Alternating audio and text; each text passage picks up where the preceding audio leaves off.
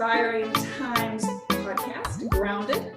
Today, joining me is Bob McGough from Hilltop Howlers, and we are both here to talk about local Montgomery things. There's even a nickname that I didn't know about that we're going to learn about, and that's pretty darn exciting.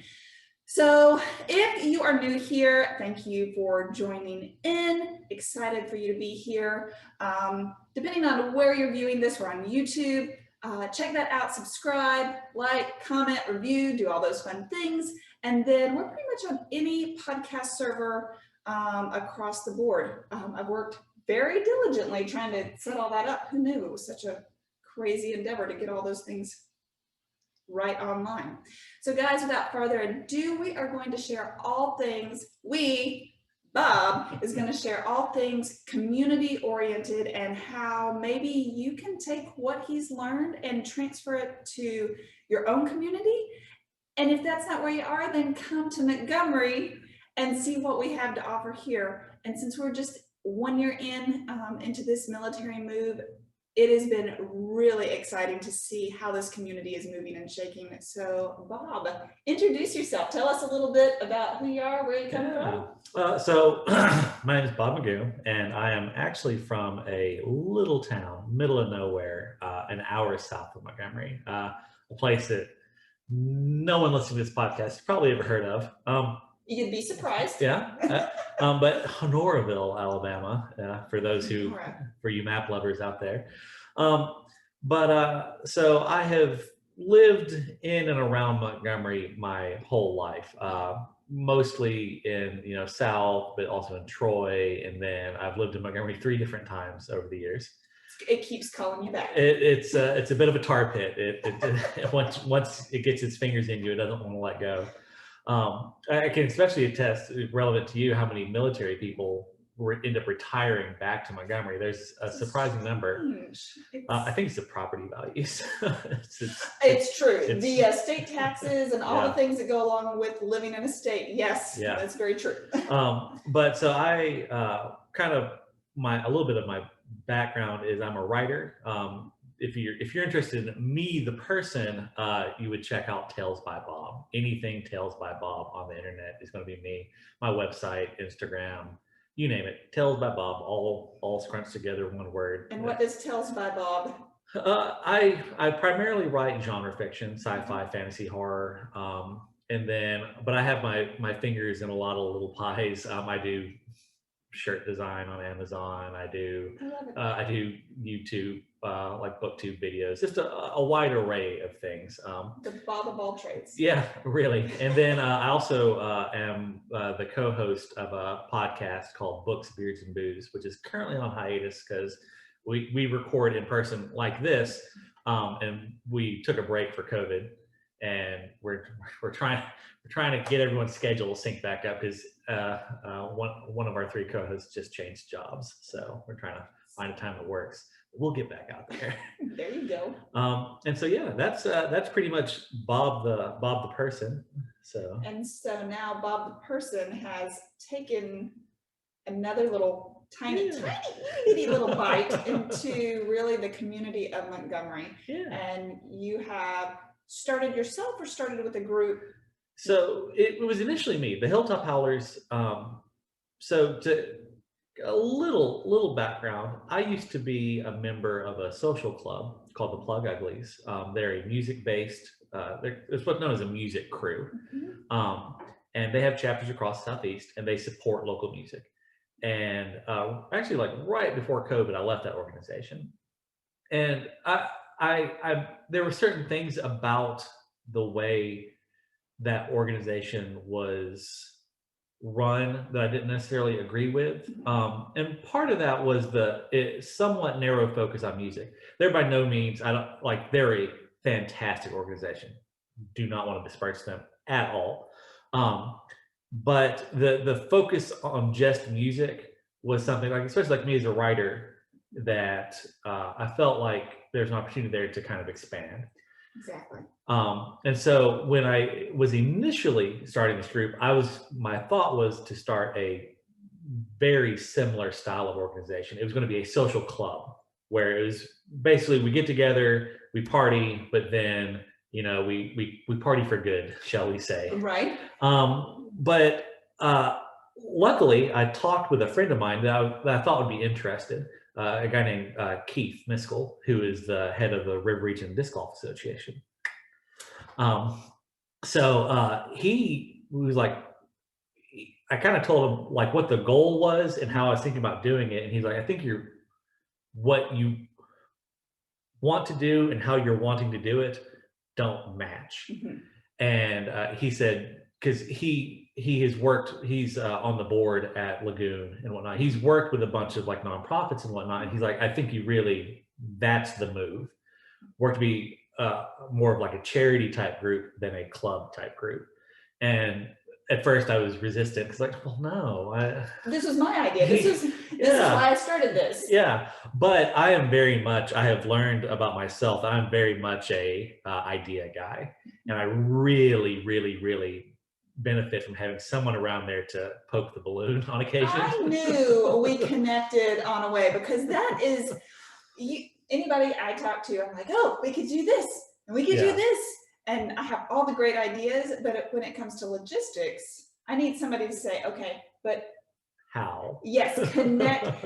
And then I'm like, oh shoot, well that's just not quite as much fun. Right. But when it's important to you, you figure out how to make it happen. Exactly.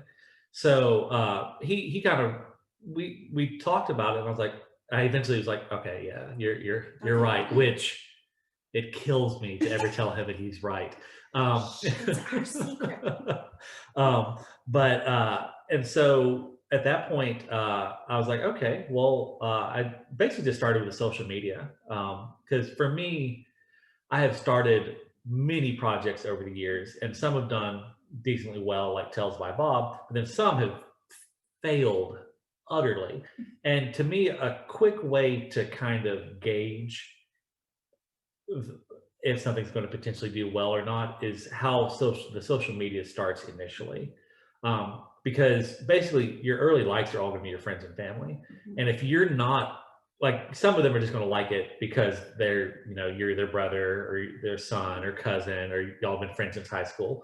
But it's those kind of your more casual acquaintances. If they like something and they engage with it, enough of people are doing that, to me, it's a fairly good indicator that you've at least latched onto an idea that is resonating with some people. And so to tell you a quick previous failure, I started a project called Let Us Listen to One Another. The idea was that I was going to write a letter to every senator and ask them what their favorite song was, and someone on the other side of the aisle that they considered a good friend. The idea being to kind of humanize people, like show that, yes, people are more than just their role. Maybe you hate their politics, but they've got great taste in music, because everyone's people. Everyone is people. All right. That project went over like a lead balloon. That makes me sad. That sounds like a great. Yeah, I thought so. The world. We just need somebody to finish connecting. Yeah, the world was not ready. I will say this: Senator Shelby was the only senator to write me back. And Sweet Home Alabama is his favorite song, which I feel like is a very safe political choice, being from Alabama. But he at least engaged, and I appreciate that. So, but he was the only one out of. I got to like 16 or 18 senators. So I do like a state at a time. I got like 16 or 18 before I quit. Oh, I got a form letter back from Biden as well. So, but it was very much just a thanks for your interest. So at least somebody sent you a letter back. So but I could tell early on no one was engaging with that content. I had a website for it. I was blogging about it. I was doing Instagram, Facebook, Facebook group. I mean, I was doing all the things I needed to be doing, and just no one cared. Okay, so what are all the things that you need to be doing? Because this is anybody starting off as an entrepreneur wanting to do nonprofit. What do you consider your first things? So it kind of depends on, I think, how legitimate you want to be. If you're just gauging interest, you Facebook and Instagram, you've got to have those, because everyone that you're trying to reach is probably on at least one of those platforms. I find that engagement is much easier on Instagram. Facebook, I just find that typically the algorithms are way screwy, and it's because I don't know if you're aware of this. Facebook a few years ago, or not recently, but a few years ago, they changed to where they prioritize groups over pages. So a post in a group shows up much more frequently than a post from a page. So if you have a page but not a group, your stuff is less likely to be seen. Okay. So it's tricky. Well, and I started off personally in Facebook because I was old school, and I was very against Instagram, and now Instagram is really becoming, it's a little bit more streamlined. Yeah. And I didn't realize that I always try and overcomplicate everything, and streamline's the way to go. Yeah, Facebook is surprisingly complicated. Especially when you start getting into campaigns and ads a little bit later on. Oh yeah, no. So if you have to start with those two, and I would recommend starting to build a group early on. Like we have a group for the Hilltop Howlers. It doesn't get a lot of traction now, but we build on it, But Instagram is where we really saw rapid growth. Like I think we hit 500 likes yesterday, I think. Congratulations. Thank you. But conversely, our Facebook page, we're going to be we'll probably hit 200 today. We're at 199 as of last night. And when did you March, set up March? The end of March. March 31st, I think, is when all the social media went live. So now I had the benefit of, I already had a website for Let Us Listen to One Another. And I was already paid for like 3 years because I was very, very optimistic. But I use GoDaddy. It was super easy to just go in there, buy a new domain, hilltophowlers.org, and just swap them out. Just wipe that website, replace it with Hilltop Howler stuff, and under a new domain name.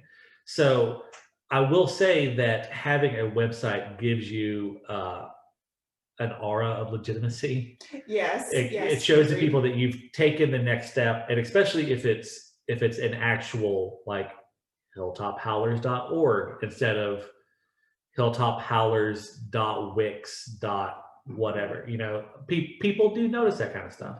And so they can tell if you've sunk money into the project that you've at least got some skin in the game.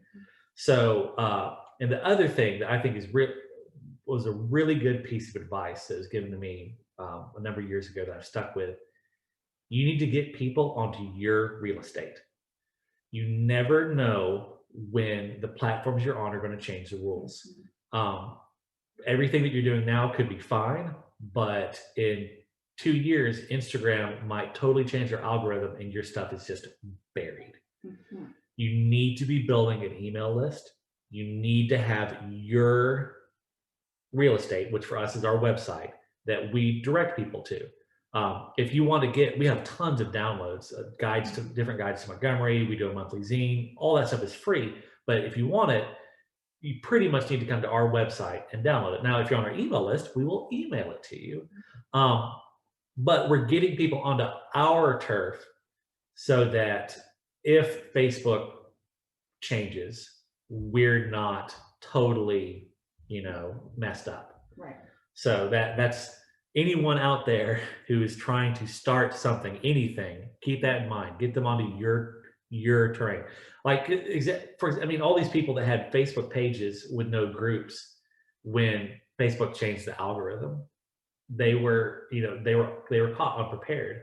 And so now where, a post might be getting, 200 likes, now it's getting 20 or 30, because now it's not in a group. So Facebook doesn't prioritize it as much. Oh my gosh. That's a frustrating part of trying to get the word out there. So I've been on Facebook long enough that I can remember when everything went into the feed, everything that you did. I was one of the first, show my age, I was one of the first people on Facebook back when you had to have a college email address to get on there. That's when I got it. Yeah. So Right. And so back then, if you posted something, it was just there. Everyone saw it. Everyone. And so when the first big change is when now everyone doesn't see everything. And I hate it. That's what really drove me to Instagram, which does it to the same degree, but I just like the visual aspect of Instagram. Everyone tends to post things that they're doing or things that they're passionate about on there. And it's a lot less politically divisive, which is what I'm looking for these days. A place that people aren't necessarily screaming at each other. Okay, so we've talked about the important places to be.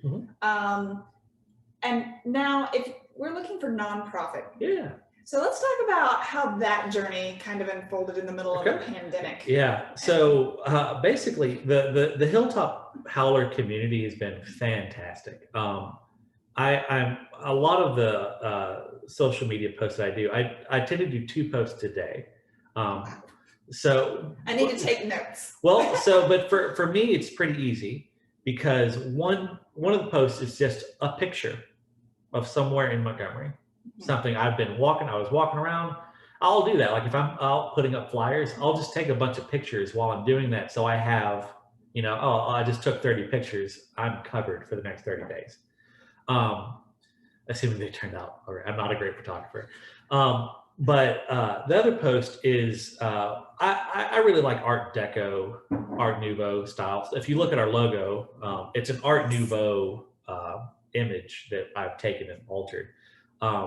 So I just find Art Deco and Art Nouveau borders. And so like I said, my quarantine project was teaching myself graphic design. I love your flyers and your downloads and all that. So fantastic. It's super easy. I just use Pixabay, which is a free vector site, and I just find Art Deco frames, throw it in a file, and then just quickly threw a little text blurb in there. And what I'll do is I'll typically just take a day and I'll make a bunch of those in advance. And so I like to ask questions on there, like where's the best place to get bread pudding? Because I love bread pudding, stuff like that. And so people are always so good about engaging with stuff like that, telling, where are the good places. Well, so I did a post. I was like, guys, we want to become a nonprofit. We don't know what we're doing. Help, more or less. It was a little longer, a little more flowery, but that was the gist of it. And actually had a couple of people reach out. One was a local lawyer who basically was I don't do this kind of stuff, but I can help direct. And another was saying, hey, you should message this guy at the Legal Services of Alabama, which is Legal Services of Alabama. They are a group that offers legal help to Alabamians, but it's typically there's no charge. So now in our case, so we reached out, and the lawyer's name is Frederick Spite. He's fantastic. His area of focus is working with community groups. He wants to help, build community groups like ours. And so he thought that we were a natural fit, so he agreed to take us on as a client. So we don't pay him. His services are free, but we still have to pay for all the filings. Like legal services isn't going to come. They're going to provide the labor as it is, but not the capital, which that was fine. When we started, my birthday was not long after. And so for my birthday, I did a fundraiser for the Howlers. And I was like, hey, we're doing a fundraiser because we want to get nonprofit status. I've looked online. It typically costs around $600. Let's see if we can get there. And we did. People were great. And so we had the money, sitting in my bank account, unfortunately. We'll get to that in a second. So just as he helps us, he's like, all right, well, here's the step that we're on. He'll be like, you need to go here and file for, the first step was more or less reserving our name in the state. So the Hilltop Howlers, you have to actually register that name with the state. And that was simple, it cost $28. And but that opened the door to where it's like, okay, well, now I can start working on the paperwork to get the next step done. Once you have that name locked in, then I can start filling out this form. And so where we're at now, we just got our EIN, which is, for those who don't know, if you have a small business, you should have an EIN. You should also be registered with the state and the town and the towns around you, yeah, and your number. You really should. Actually, quick aside, I had a real debacle with that because of COVID. I had no sales with my personal business for a year, and the state sent me a letter like, hey, we're closing you down. You haven't had any sales. Well, the thing is, all my sales are either done through Amazon or in person at conventions, and there were no conventions. And so I had to plead my case. It was like, hey guys, look, I am still a business. I am selling stuff, but the taxes, Amazon already collects those taxes. Right. So I don't file them monthly with the state because Amazon's already collected them. I'm not gonna pay my taxes twice.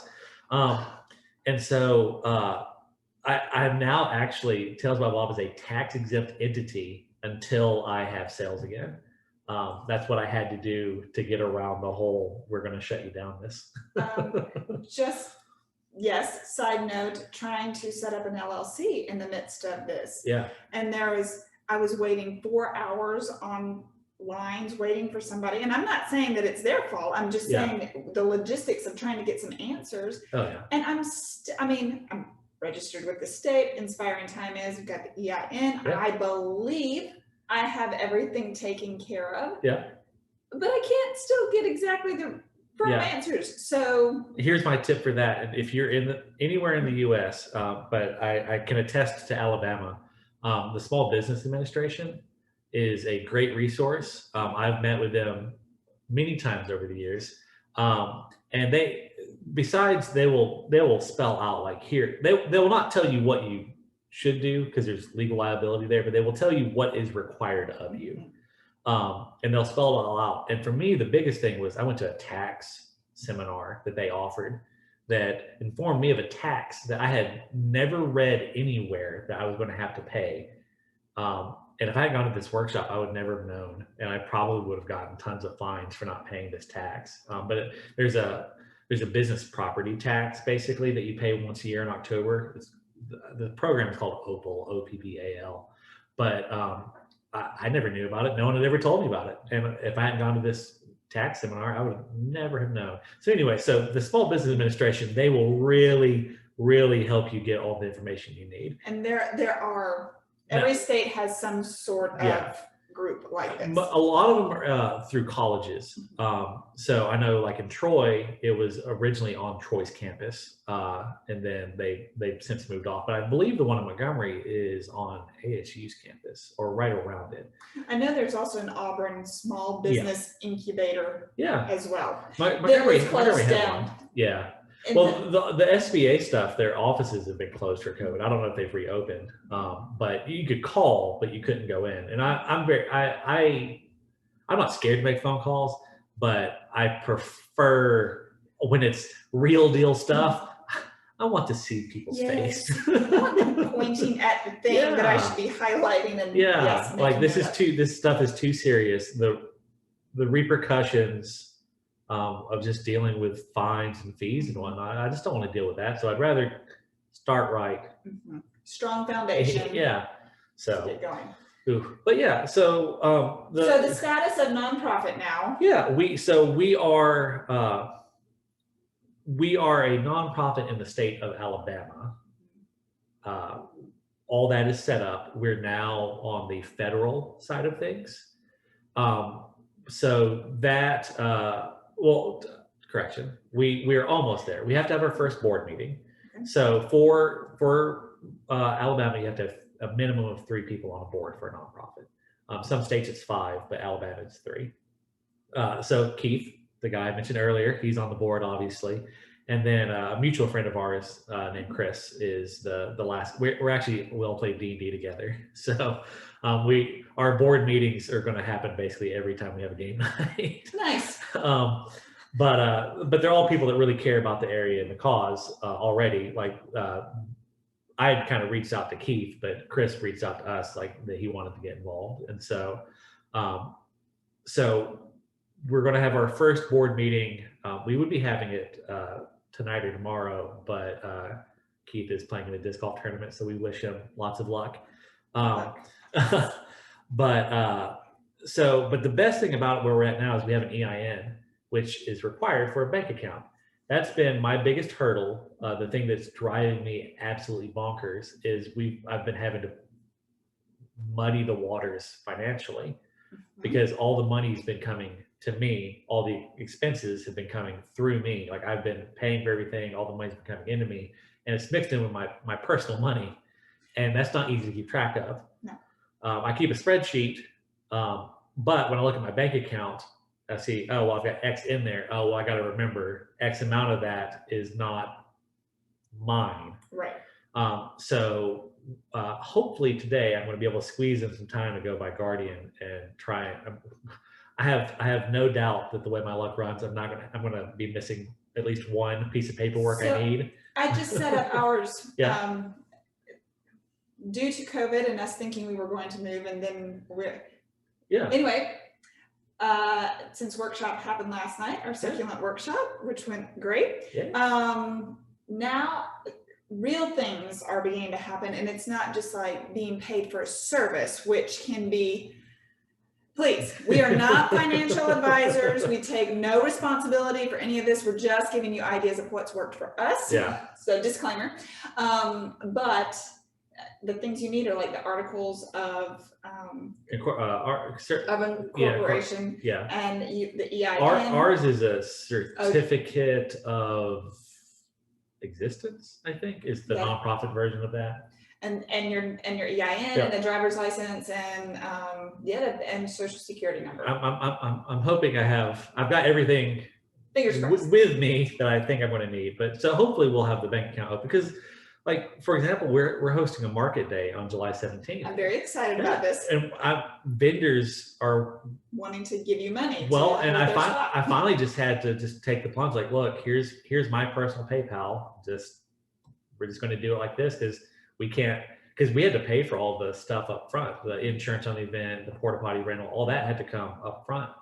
And so I was like, well, look, we need to get some money coming in just to cover these. I feel like most small businesses or entrepreneurs or nonprofits start exactly like this. Like, there's a lot of your personal funds going in, and it's mixed. Yeah. And you're really looking forward to when everything. I was really lucky in that when I started, I had gotten really ticked off at my bank. And so I had opened an account at a credit union. So I actually had, from the day I've started being Bob the person and Bob of Tales by Bob, I've had two separate bank accounts, and I've always used one for business. But not everyone has that luxury. But it really helped keeping everything straight. Like, for now, I just have all my money, my Tales by Bob money, just goes into a bank account and just sits there. Until I'm in a crunch. Right. And so now I get paid. Yeah, it's basically my emergency fund. Right. And so one day I hope it's going to be my main income, but for now it's my emergency fund, and it works out great. So I'm just really excited to hopefully be getting this new bank account. That's the big thing. That's the thing about creative brains and the people that come up with great ideas that sometimes we can't always connect, or we don't have to. We're dreamers. Yeah. And then those dreams turn into goals, and then it changes. But yes, that money thing is very.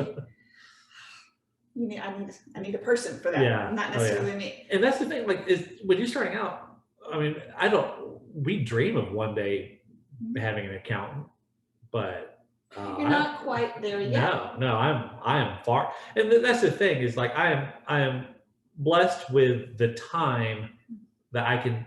And I'm fairly intelligent, so I am blessed with the time and intelligence, and a mom who worked for basically the state IRS. That's lucky. Right? She was a paralegal to the judge who handled all the tax cases in Alabama.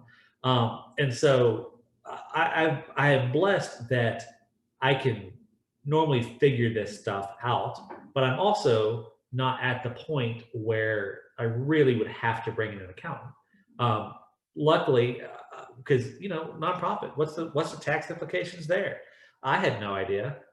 Luckily, I think we're going to be small enough that it's just a one form that we file every year. It's like a 1027 EZ or something like that. But at some point, we would love to get to the point where A, we need an accountant, and B, have the money with which to pay one. That's the real goal in life, is to afford and need an accountant. Oh, I agree. That would be a lovely day. What do Yeah. you want from me? All my receipts. Yeah. There you go. Yeah. You do it. Okay, so let's talk about exactly what you were when Hilltop Howlers started. Yeah. What was the main goal after we connected the bridge? Yeah, kind of. And then what is your first project that's very passionate? Okay, so because of coming out of the music scene, I have a master's in music industry. Oh, wow. Coming so much out of the music scene, but also being a writer and having just a ton of creative type friends who are artists or whatnot, and a bunch of folks that are, starting small businesses. That's what I wanted to focus on. What the real impetus for all this, besides my just desire to have a group like this, and why it is the Hilltop Howlers and not the Goat Hill Goons or something. That sounds like a fun one to work on later. Actually, one of these days I'll share I had different prototypes for what this group could be. And the Goat Hill Goons was one of one of the names. Good. And so there's a region of Montgomery that's sometimes called 5 Points. I would say it's probably arguably mostly called 5 Points. But I tend to call it the Hilltop because I like alliteration. I like it. And so, but there's been a place there for over a decade now, I would think, at least, called the Sanctuary. It's a community center, and that has really been, especially since places like Head on the Door and Against the Grain have closed down, that has been where local underground music has existed. And so I've always been really in tune with that area because of that. Like if I've been seeing the bands I want to see, it's been out there. But that neighborhood's been really run down.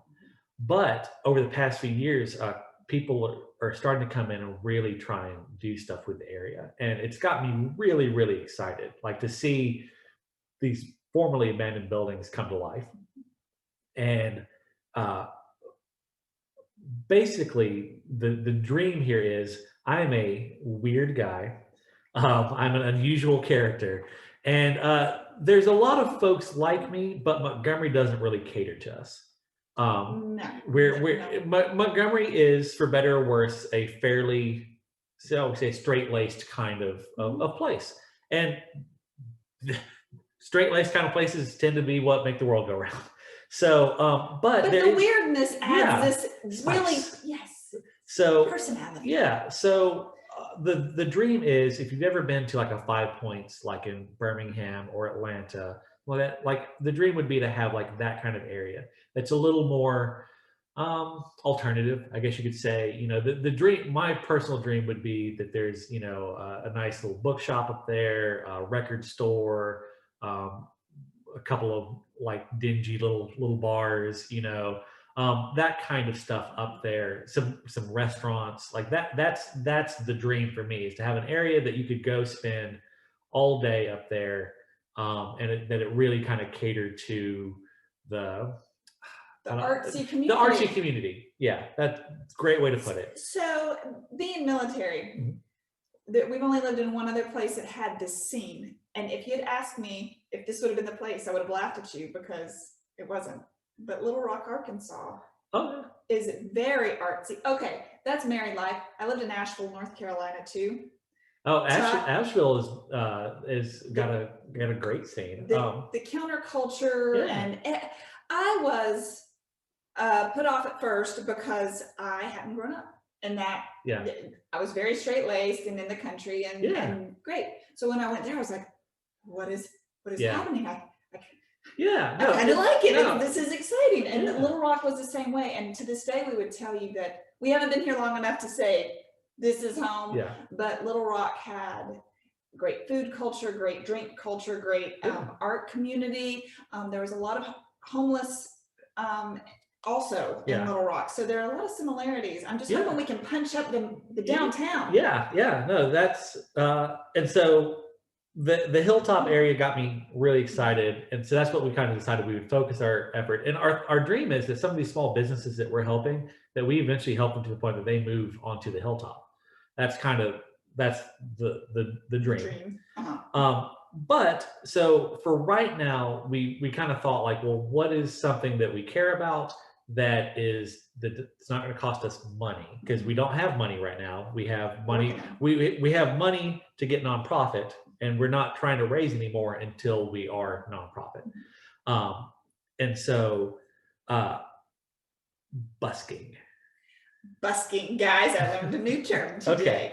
So for those who don't know what busking means, which I'm going to guess is most everyone, because no one knows what it means. So don't be sad. It's street performers. If you've ever seen that guy who's playing the guitar, out on the sidewalk, that is busking. Some of my favorite places to see it: New Orleans and Miami actually has a big following. Yeah. So the South, by and large, I find doesn't have a great culture of busking. Most of the places I've been to, and I think a lot of it is because the South is still very, I don't want to say puritanical, but it's very conservative. Let's say that, and conservative groups like that sometimes don't like change. And so and there's also, like, speaking to Montgomery in the particular, Montgomery has some fantastic organizations working with the homeless, but I would say as a whole, Montgomery isn't very friendly to the homeless community. And I think there's been a long time worry that busking and homelessness and panhandling are the same thing, and they are not. They're not. So yeah.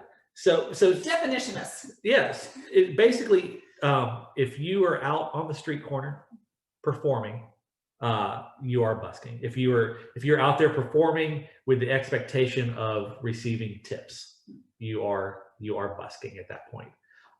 You could be painting, you can be doing performance art, you can be juggling, playing music, whatever.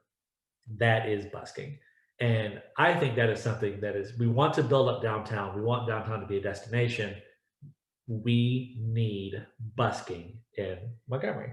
And I found it very interesting. I'm going to link the actual PDF that you can download with basically the initiative and what this ordinance. I never stopped to think about it. Yeah. I just hadn't gotten that far, maybe. Yeah. But it's very interesting to read through. Tell me where you kind of mimicked this. Yeah. So to start, I'll say what got me passionate about this was I'm a writer. I had a typewriter. I wanted to do typewriter busking. I love that. So but having a small business, I was like, well, pardon me. I want to do this on the up and up. But at that time, I wasn't living in Montgomery. So I didn't have a business license in Montgomery. Or business permit in Montgomery. So I reached out to the city. It's like, hey, here's what I'm wanting to do. How do I do it? And so they said, oh, we're the wrong department. Talk to these guys. So I talked to those guys who said, we're the wrong department. Talk to these guys. And when the third group told me to talk to the first group, I realized no one had any clue what I always had to explain what busking was. But then at that point, I did eventually get some emails back and forth with some folks in the city, and basically it was, well, you need to be a business in Montgomery to do this, to be accepting. Like, I could go out there and just type if I wanted, but the moment I was going to start accepting money, then it becomes a thing. And also, there was no protection for me. If I'm out there typing, any cop could come along and say, hey, beat it, scram. We don't care, because they're the police. It's a sidewalk. It's city property. Right.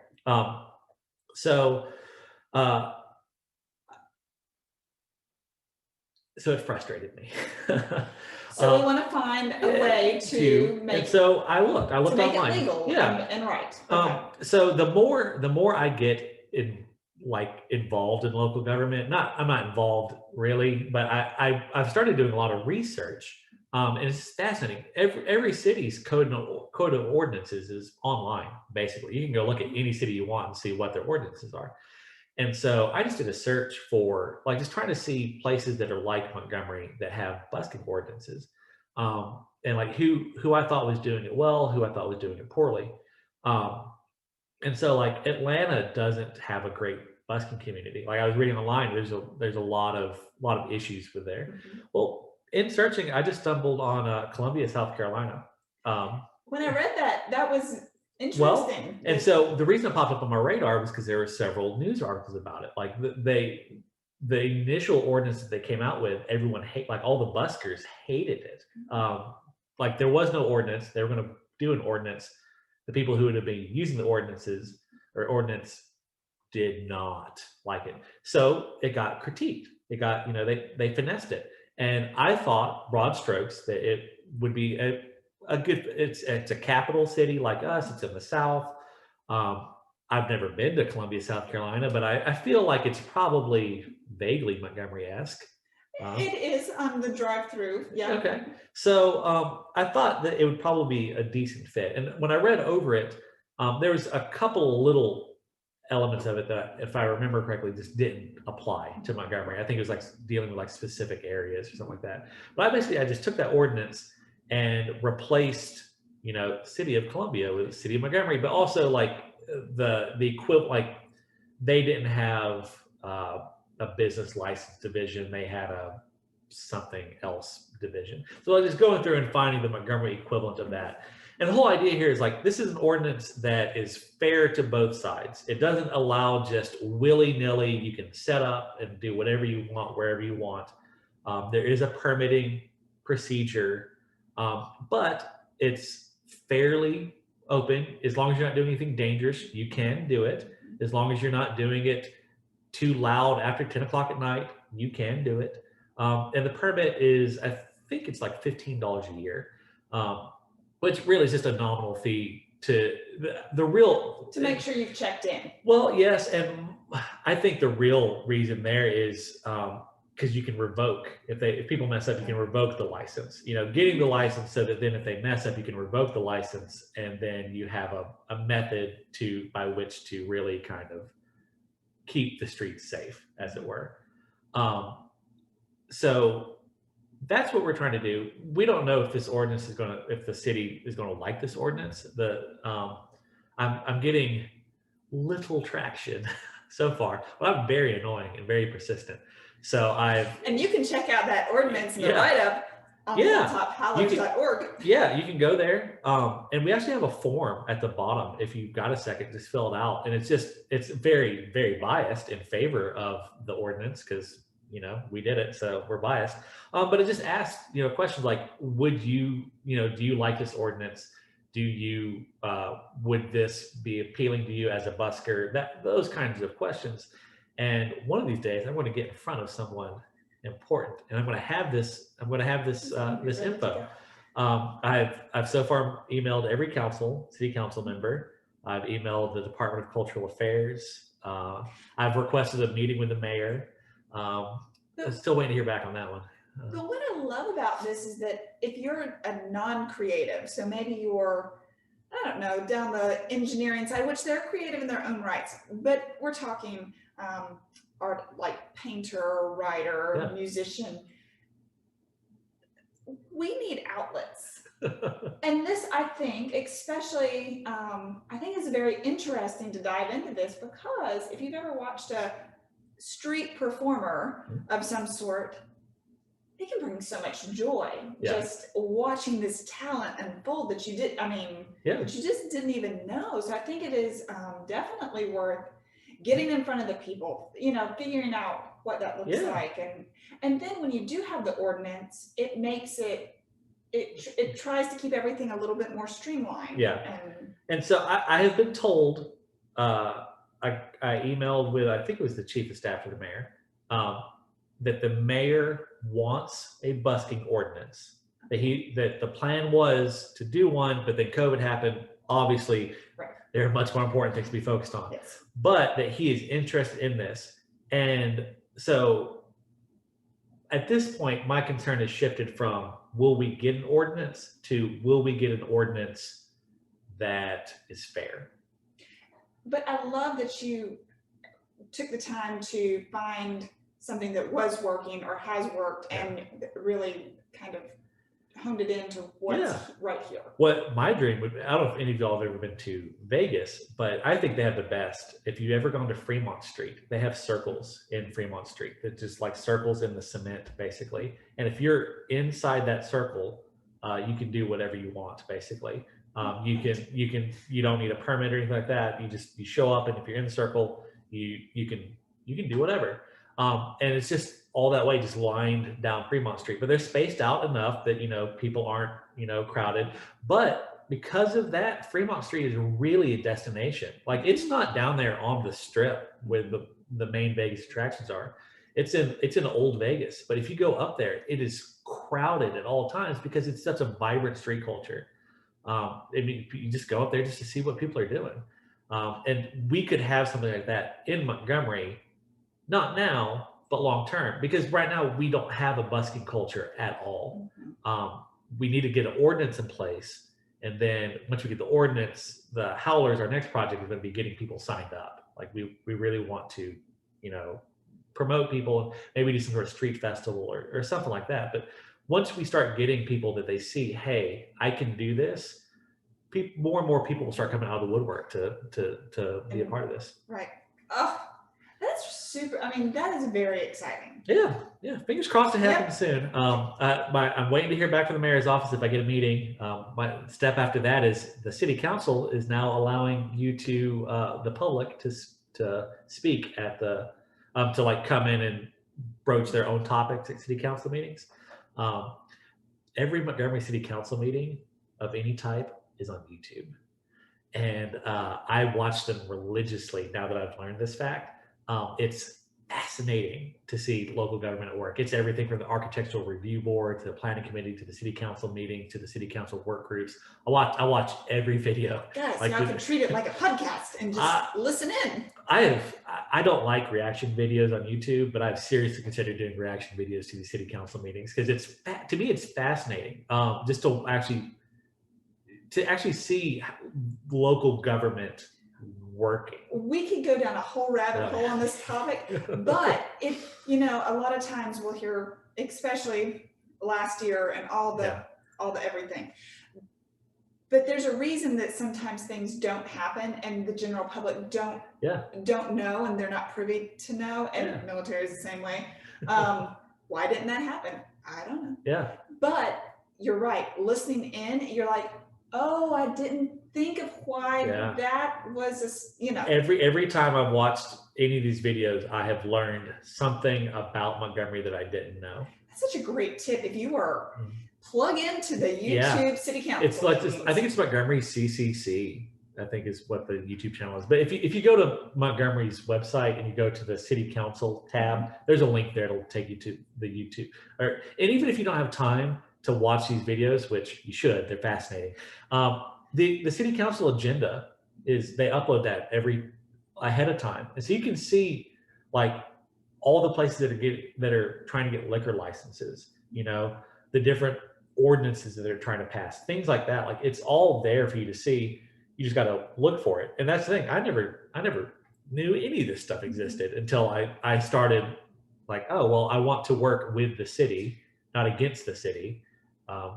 So I need to learn how the city works. That's right. And if you're a small business entrepreneur, nonprofit, knowing who you're working with, knowing connections and being able to network with those people, it's imperative. It's imperative. I just watching the city council meeting, like you can see that some of these business owners that have relationships with the city council, I'm not saying that they get favoritism because they know someone on the city council, but because that city council member knows them and knows what they're about, then it's humanizing. It is, and they're more receptive to what's going on. if they know that, okay, I know this guy, he's been working in the community for the past 5 years. I feel like we should probably let this happen because he's a trusted figure, as opposed to, we don't know who this person is. We need more info. And that's the frustrating thing about city council business is so much of it gets pushed back to the next meeting. It's like, oh, well, we need more information. Well, I know if I was applying for a liquor license and I got told, well, come back in 2 weeks for the next meeting with more info, that would be so incredibly frustrating, you know? But if you can work to build these relationships ahead of time, you never know when it's going to pay off. You know, I talk to countless people through the Howlers at all times. And most of these people, it's not immediately beneficial to either one of us, you know, but at some point, maybe I'm going to be doing an event that is exactly the kind of thing that they want to be a part of. And that helps both of us. I need people to be a part of my events. People need events to be a part of, you know, building those relationships now sets the stage for future success. I think that's probably the best tip to give anybody right now when we become so stuck in the social world after 2020 and the pandemic and everything. Getting back out, making it human. Yeah. Finding the connections. It's my favorite thing to do is connecting with, I don't care who it is. Just like I do. Right. But within reason. Yeah. But knowing busking, I wouldn't have come across that term necessarily. Yeah. But that is fascinating to me. Yeah. And I've always enjoyed watching the scene, seeing all the new, it's just creative brains just go nuts in that type of setting. Yeah. So hopefully sometime soon you'll be seeing that downtown. That's the dream. The dream. All right. I came across something called Keep the Gump Weird. Yeah. Please tell me what that means. So the first guidebook we ever did for the Hilltop Howlers was a guide to weird Montgomery. And it was just weird places and things inside the Montgomery city limits. Did you know that we have the Museum? Yes, it's the Cattlemen's Museum. Perfect. We have the world's largest brick made of other bricks. Fun. You know, you've probably seen it. If you've ever driven to Atlanta, it's there you can see it from the interstate. It's there on the right. Just once you get past the middling exit, just keep an eye out. But and so Montgomery's a weird little place, and it's almost impossible to really put into words. But it's got a bunch of weird little idiosyncrasies, and for those who love it, we love it. And you keep coming back. Yeah, there's a reason I've lived in Montgomery 3 times, and I'm planning to move back and forth, in a few years. So we want to keep the Gump. So the Gump is the nickname for Montgomery, for those who don't know. No one is really sure of the origin. I've done some research and looked at other people's research, and no one seems to really know where that originated. But we want to keep that special flavor that makes Montgomery. Now, could that flavor stand to be perhaps a little less bitter at times? Perhaps. But we want to keep the Montgomery, that kind of strange place that is anything could happen, and something that kind of caters to the Hilltop Howlers. There are numerous charities in Montgomery that I think speak to a lot of issues better than we ever will.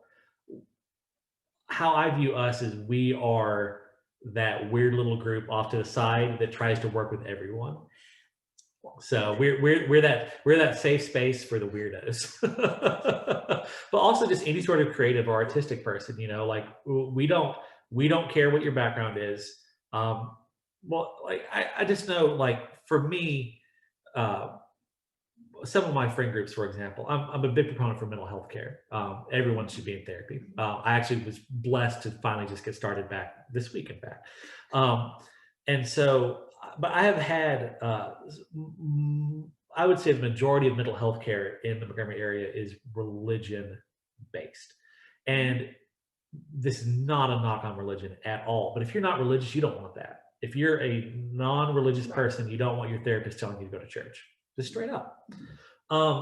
And so there are a lot of groups in Montgomery that really, whether they be church-based or whatnot, that they really, because the majority of Montgomery is religious. I mean, just straight up, it's a religious town. Look at how many churches there are. There are a lot of groups that really speak to that demographic. And we have nothing against that demographic. One of the first partnerships we've been trying to build is with River City Church. But we also want to be a space like, if you're not religious, we're not going to. You want to be a safe space. We will work with literally anyone as long as you're a decent human being. Like that's our baseline. Are you a decent human being? Cool. We will work with you. We want to help make your dreams happen, and we're not going to push any particular agenda on you, because I just speaking to the 3 board members, we're all very different people. We argue constantly.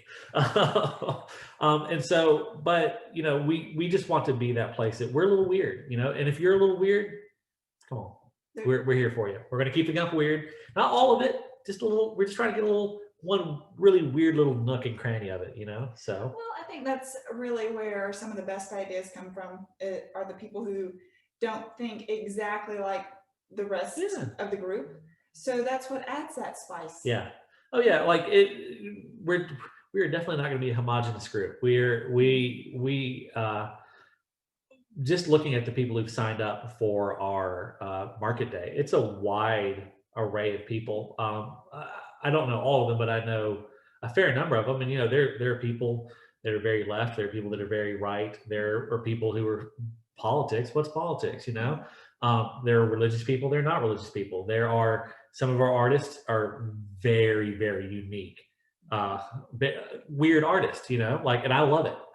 But there are some of these artists are the kind of art that maybe wouldn't get, they're not going to get into a gallery downtown, perhaps, but does that mean their art's any less worthwhile? Of course not. They're just weird, and most of Montgomery doesn't. You're a melting pot. Yeah. So with that's really just, so when we say keep the Gump weird, that's kind of a little byline, and it's just it really just means let's just everyone be happy and doing what they do. There's a lot to be said for that. Yeah. Foster great connections and networks, and who knows what could potentially come the next little bit. Well, just how I even came to be on this was two people that have really engaged a lot with the Howlers, Simply Kimmy and Elizabeth Ellen Digital, because I don't know people by their real names. It's only Instagram names here, people. They've engaged with us a lot. Simply Kimmy's going to be in our market day, and so I saw that both of them were on your podcast, so I went, downloaded it, listened to both those episodes. I was like, oh, okay, cool. This is so appreciate it. Yeah, and so I was like, this is something. Let's check this out. I don't know if you know this, but we have a podcast playlist on the Hilltop Howlers website now. So all the local area podcasts, as we discover them, we put them on if you're on Spotify, we will add you to this playlist, the first episode of every one of these podcasts. So Grounded is on there. The first episode of Grounded is on this playlist. So people, if you like podcasts, obviously you're listening to this one, go to the local support tab of our website and scroll down. You'll see a playlist there that's just a bunch of different local podcasts. And what better way to connect into, I feel like right now, it's so important to connect into your community, find people, link arms, get back out there, get started again. This is the perfect time. It really is. And I think this is a large reason why the Howlers started when they did. It's because we've basically had a year and a half of a blank slate. Everything reset. Now is the time to get out there, and you've had a year and a half to plan, whether you did or you didn't. No judgment. But now's the time you can get out there, and everything's kind of fresh and new. And a lot of things unfortunately haven't come back. Trade-in books, unfortunately, didn't make it through COVID. And so things like that. So that's very sad. But also, if you are an entrepreneurial spirit, there's an opportunity there. If you're the kind of person that's been thinking, well, I kind of want to do this thing, but I don't know. Well, the market is fractionally less cluttered than it was a year and a half ago, because just of how many things didn't make it through COVID. So you have a real opportunity here to dive in and make a splash. Take the thing that you were kind of passionate about, but you didn't found that, that thing or whatever, and go put your own spin on it. It's perfect time. I'm a moderator on the Montgomery subreddit, and which is it's just a cesspool. But I didn't know it had it's half the people saying Montgomery's great and other people saying they can't wait to move. And it's they haven't connected in yet. Well, and that's the thing. And so like I see a lot of people that they want a thing. And why aren't you working on the thing? Well, and so it's like I see a lot of people complain that there aren't. It's hard, and this is a legitimate complaint. That it's hard for people, 20s and 30s who don't have kids to make friends in Montgomery. And legit, I can totally understand that. I've been very blessed with my friend group, but not everyone's that lucky. Especially like if you moved here, you don't have any connections. But you know what it takes to organize a setup, like a meetup? Functionally nothing. Like it doesn't take money. Yeah, like it takes post on Reddit, like, hey, I see all these people complaining about I don't have friends. I'm going to be at Common Bond this weekend. I'll be at Common Bond from Friday from 5 to 8 or whatever. You just let people know. Montgomery has 350,000 people in this metro area. Whatever you are passionate about, I guarantee you there are enough other people passionate about it to make it worthwhile to organize. You just have to start, and I think a lot connect your lines. But I think where a lot of people get frustrated is they don't get instant success. They want to organize a meetup, and if they have that meetup and only 3 people show up, it was a failure. Guys, that's the biggest success ever. If you have somebody show up to that thing you only posted on social media, win. Yeah. And that person's legit passionate about whatever you're talking about. Yeah. Our first event that we ever hosted was we did a trash pickup on the Hilltop, and it was we didn't even have the board then. It was just me and Keith. That was it. No one else showed up. But the following weekend, I think it was 2 weeks later, I did a meetup. Just like, hey, I set up my awning at the sanctuary parking lot. They were gracious enough to let me use that space. I was like, hey, I'm going to be here from, I think it was 10 to 2 or something like that. Come by, get to know us. And I think total had 12 people come by. Was very pleased with that. The book swap event that we hosted, 1977 Books, had I think 20 people come out. First time it's ever been, had 20 people show up. The World Knit in Public event, first event of its kind that I'm aware of in Montgomery, and it had I think 16 people total showed up for that. One woman brought a spindle. She was making yarn on the fly. It was crazy. And so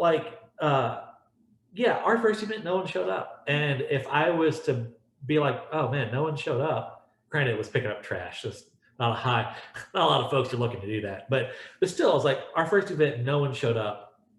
That was disappointing. And I could have easily just been like, you know what, people aren't receptive to this. Let's call it. Before we suck too much time and energy, let's just call it. But we didn't. We stuck with it. And everything we do has been growing. We're showing steady growth, and that's that's all you can ask for, right?